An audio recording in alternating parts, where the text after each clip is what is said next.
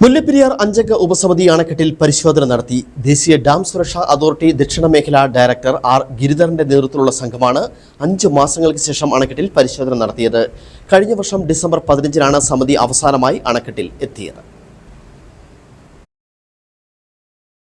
ഇന്ന് രാവിലെയാണ് അഞ്ചംഗ ഉപസമിതി അണക്കെട്ടിലെത്തിയത്.